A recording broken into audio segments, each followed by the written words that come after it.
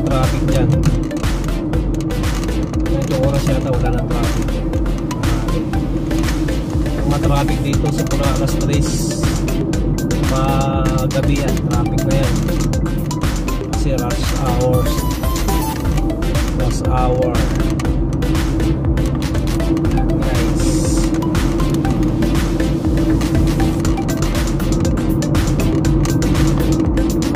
wala ng traffic, buti naman wala ng traffic. Tuloy yung takbo ng sasakyan.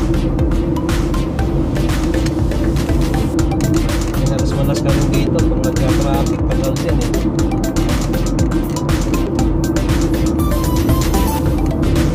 Itong oras wala kasi yung iba nasa mall, may silong, sobrang init dito sa Dubai.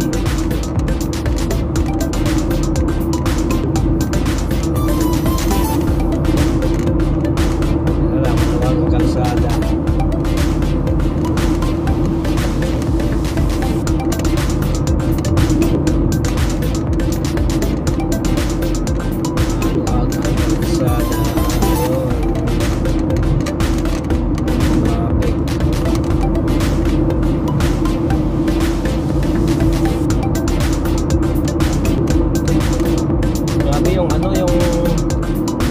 Ng aircon, nag-init na 45 degrees yata ang init ngayon, or ano, higit pa. Katalo yung lamig ng AC ng ano, sasakyan.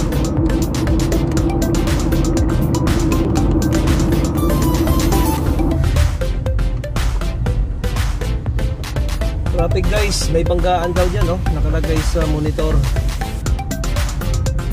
Ganito dito pag traffic, tukod ang mga sasakyan.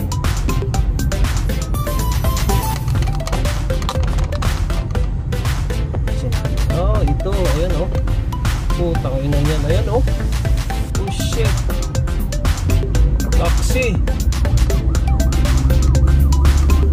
Yan na yung ambulansya sa likod. Ayan na, maluwag na. Puro taxi. Panggabi siguro yan, mga puyat. Posible naman uglog ng kalsada magbanggaan. Otherwise, hindi nagbibigayan sa daan. Ano talaga yan mga driver dito, mayabang sa daan. Kala nila sila ang hari sa daan. Kaya ayan tuloy, nagkakaroon sila ng problema. Dapat chill lang. Ibig sabihin ng chill, relax lang. Patay sa gilid.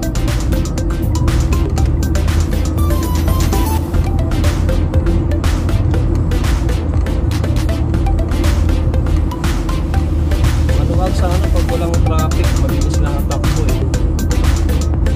Kung nasanahan ko, di ko maintindihan kung saan magpunta yan.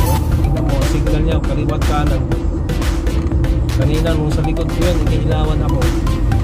Pinapadaan ko, pinapauna ko. Ngayon, nagkakaliwat ka ng takbo niya. Ipitin na yan, 5710. Ay, nako.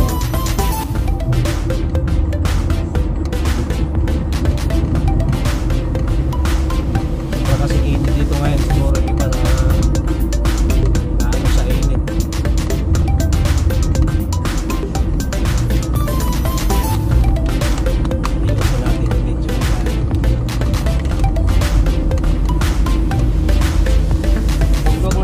Mayroon talagang nagbabanggaan, hindi talaga maiwasan.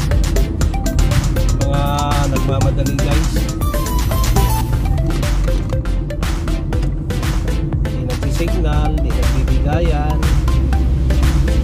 kaya nagkakaroon ng disgrasya sa daan. Yung iba nagtitext, nakipag-usap sa cellphone. Kaya dito, na high-tech na dito, mayroong camera dito sa daan na malayo ka pa lang, diti ka na eh. Kung anong ginagawa mo, kung tumatawag ka, may kausap ka sa cellphone, nagtitext ka, wala kang seat belt, lahat ng loob ng sasakyan na nakikita sa camera na yan. Kaya di ka pwedeng makatanggi pag nagapain ka. Kasi nandun sa camera eh, kapagkita sa'yo kung anong oras. Wala kang ligtas kundi bayad ka na lang. Kasi kung mga tuwirang ka, mayroon silang ebidensya, mayroong oras doon sa camera, oras ka dumaan.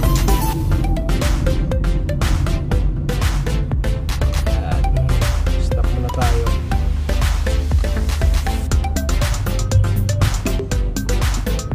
Ay, grabing init guys. Ganun talaga dito pag summer, ganitong buwan.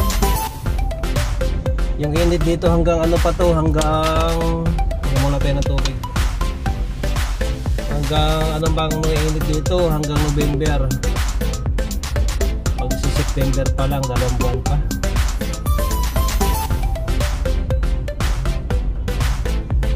Kasi 6 na buwan yan eh. Simula nung June, July, August, September, October, November. 6 na buwan ang summer, 6 na buwan ang winter. Kaya pag winter, medyo nakapaghinga-hinga na. Hindi na masyadong mainit.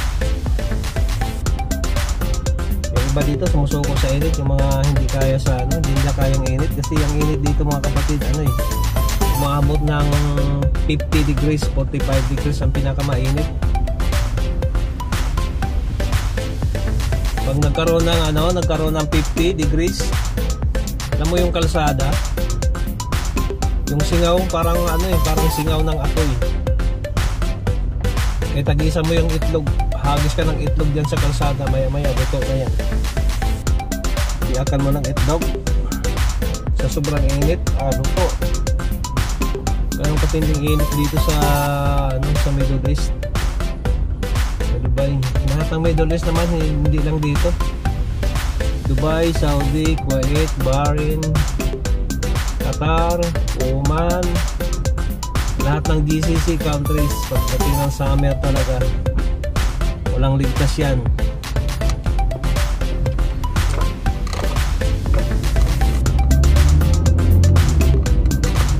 Kaya swerte yung mga anak ko opisina pag summer. Mga katulad ko, nasa outdoor ang trabaho, talagang salubong mo yung init oras-oras, araw-araw. Kasi minsan di nakakayanan ng aircon sa sobrang init.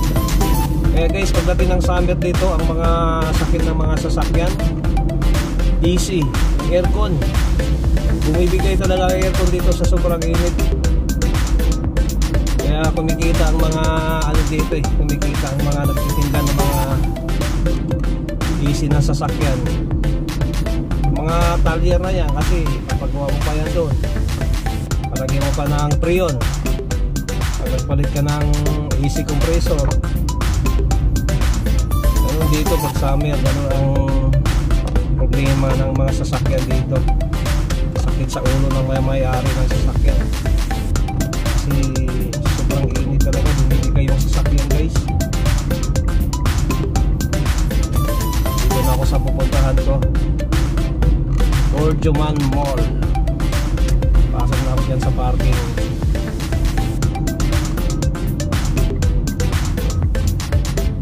Ano lang trabaho dito?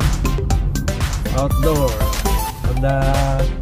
Pagtapos na ako doon sa kabilang lugar, lipat na naman ako sa kabilang lugar. Kumbaga ang buhay ko nasa kalsada na lang. Pasok na dito sa parking guys.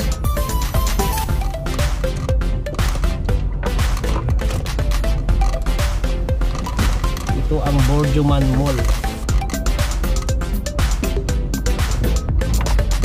Yan, yung gilid, yung kanan dyan, mayroong Jollibee dyan. Pag ginutom ka, hindi kang kumain dyan pag na-miss mo yung pagkain Pinoy. Ay,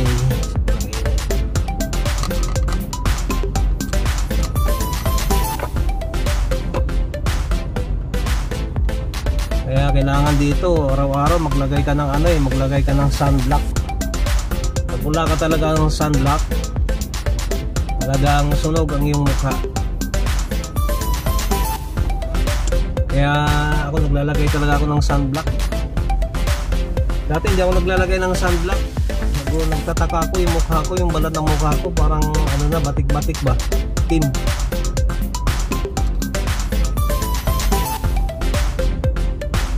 Sa init pala, kailangan pa naman sunblock.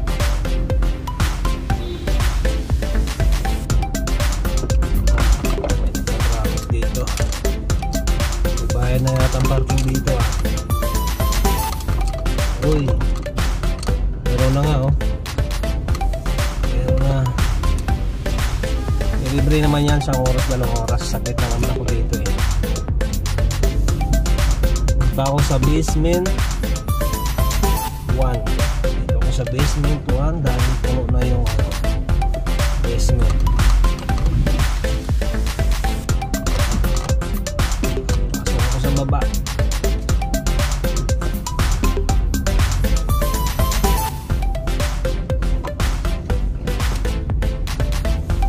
Sikpit ng daan ng pababa oh. Yan, dito ako ngayon paparada.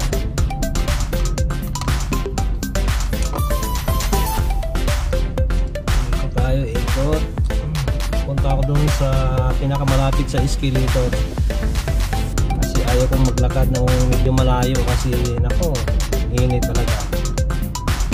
Dito tayo.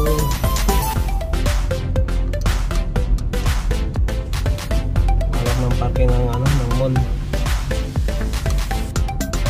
Natin dito. Maaga pa, wala pa masyadong nagpa-parking ngayon. Mga nagsa-shopping.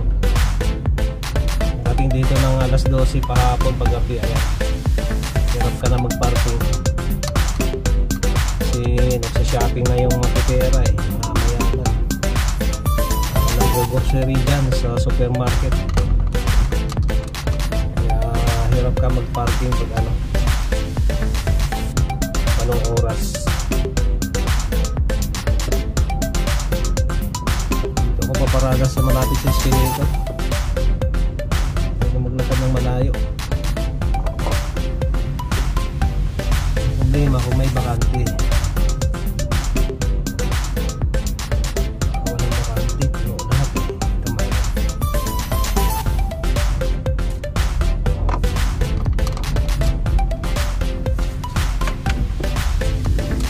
Parada tayo.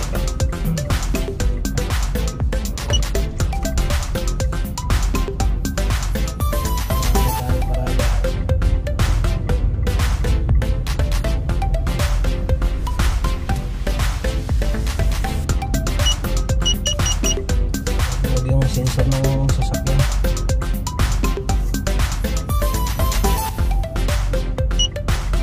Yan. Patayin natin aircon bago patayin ang makina. Kasi sabi nila nakakasira daw ng aircon yan pag isabay mo yung patay ng makina at saka aircon.